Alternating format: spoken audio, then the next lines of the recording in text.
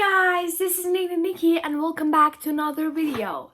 As I told you in my last video, I again searched for another person's horror experience, and well, I found one, and this one is about being kidnapped, and it's something about ransom and being kidnapped and all these things.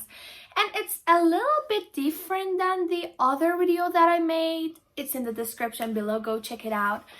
And so yes, and guys, I didn't upload any videos yesterday because I was writing this whole story down, and it is 9 pages, so I'll really appreciate if you subscribe and give a big like to this video.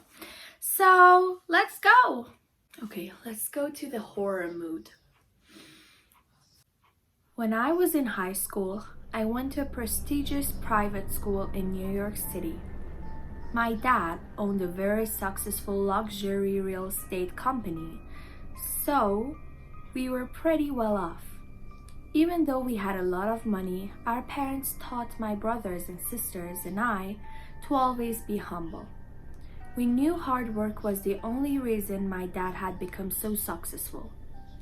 If he wanted to continue to live a nice lifestyle, when we were older, we would also have to work hard and be successful. Just about everyone that went to my school was also pretty well off, so I fit in well and didn't feel out of place at all due to my family's wealth. Every day, my family's driver, Julian, would pick me up from school in a black Escalade. He would usually get to the school about 30 minutes before classes let out, so he would be sure to get a spot right out front before all the other parents and drivers arrived. At the end of school one day, I waved goodbye to my friends and headed out wrought iron school gates toward the vehicles parked along the curb. I didn't see Julian's vehicle in the front like he usually was.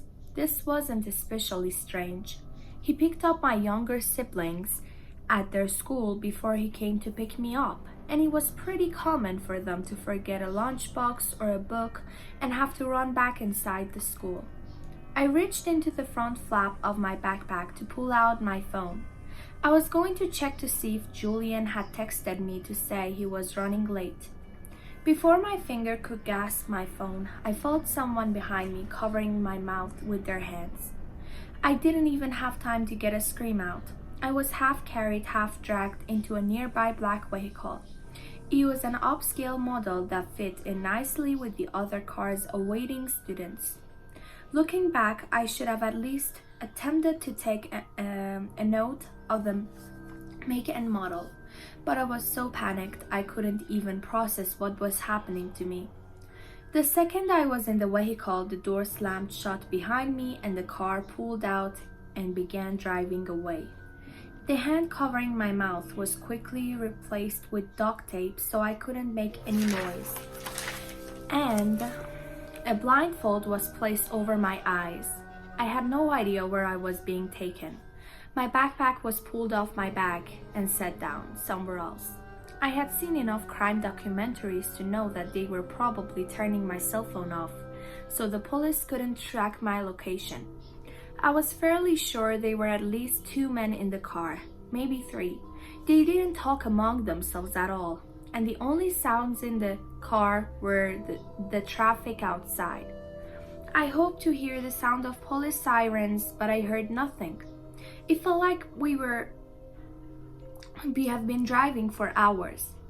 I was desperate to simply reach our destination, whatever it might be. At least that way I could take in my surroundings and maybe come up with some sort of escape plan. I wondered if the reason my captors had put the blindfold on my eyes was so that I wouldn't know where they were taking me and use it against them somehow. The minutes continued to tick by before finally I could feel the vehicle slowing down, turning around what sounded like a gravel path. I heard the car door open and I was roughly dragged out of the vehicle. The gravel crunched under my feet, and I could tell by the change in the temperature that I had been taken in a building. I was walked down a long hallway before I was pushed into a chair. My arms and legs were bound and my blindfold was taken off. The duct tape covering my mouth was ripped off so quickly that I couldn't help but yelp as it pulled on my skin. Standing there before me were 3 very scary looking guys, each one in black clothing and covered in tattoos. There were others behind them, working on complicated looking computer equipments. The one standing close to me wore jet black sunglasses and his arms were crossed as he looked at me. Without saying a word, he grabbed a large whiteboard from a nearby table and held it up to me. They wanted me to read what the board said, he told me. A man with a camcorder approached me while another adjusted lights so my face was illuminated in the dark room. The red light on the camcorder indicated that it was already recording. The man told me to speak in a stern voice. It was only then that I realized I was being held for ransom. My voice shaking, I opened my mouth to begin reading the messages on the whiteboard. "Louder!" the man shouted so loud that I nearly jumped out of my seat. I carried on in as loud of a voice that I could muster. I told the camera the man wanted money to be sent to a specific account number written on the whiteboard. Otherwise, I would be hurt. I couldn't believe this was happening. As soon as I had finished reading the message, the camera was turned off and handed to one of the men working at one of the computers. The man took the memory chip out and plugged it into the computer. I watched as my scared-looking face appeared on the screen. Before I could see what exactly the man planned to do with the video, I was unbound from my chair and pulled upright by 2 of the men that had ridden with me in the vehicle after I was kidnapped. They dragged me down the hall and pushed me into a small room before shutting the door behind me and locking me in without saying a word. I wiped my tears away and tried to look in my surroundings. There was no bed, but only a thin wool blanket in the corner of the room. There was a bucket of water with a plastic cup and a loaf of what appeared to be melted bread. There was one tiny window, but it was too high for me to see out of it. There were no lights at the room, and a shiver went down my spine as I realized that if I was still trapped here by nightfall, I would be left in complete darkness. As the hours continued to pass by, I heard nothing from outside my locked door, and no one came to check on me. I was afraid about not being let out to use the restroom, so when I did drink some of the water, it was only tiny sips, just enough to wet my lips. By the time evening rolled around, I couldn't ignore my hunger no longer and decided to try some of the bread, pulling off the moldy parts. I know that once it got to be much darker, I wouldn't even be able to tell what I was eating. The sun eventually set, and I estimated that it was probably around 8 p.m. There were no clocks in the room, and I had no idea what was going on outside of this room. For the first time since I had been kidnapped, I allowed myself to think of my family. My parents would have gotten the ransom message by this time.